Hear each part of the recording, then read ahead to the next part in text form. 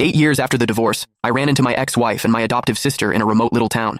In the years since I'd seen them, one had become a superstar, the other the head of the powerful Prescott family, and I was running a tiny, hole-in-the-wall diner.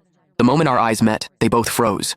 Serafina, my ex-wife, quickly hid a medical report behind her back. Isabel, my sister, slipped a limited-edition watch she'd bought for her brother into her pocket.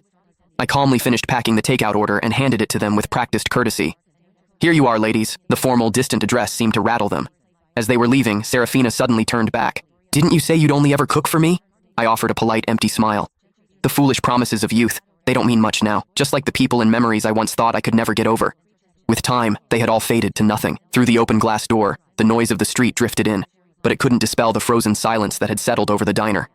The two women who had conspired to ruin me, to cast me out of my own home, now stood at the counter, unwilling to leave. Serafina clutched the plastic bag of food, choosing her words carefully. "Owen is injured and needs to recuperate.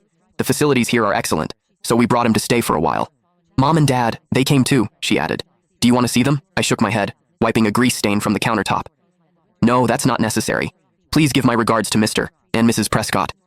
I paused, then added, "Actually, it's probably best you don't mention me at all. Being associated with someone like me would only tarnish the Prescott name." At that, my adoptive sister Isabel's brow furrowed. "Noah, these past few years Noah!" A young woman with streaks of red in her hair bounced into the diner, instantly latching onto my arm like a koala. "I'm starving. The school cafeteria food was literal poison today," I chuckled, ruffling her hair. "You say that every day, Gigi. There's a plate of your favorite shrimp scampi in the kitchen. I just made it. Go get it yourself."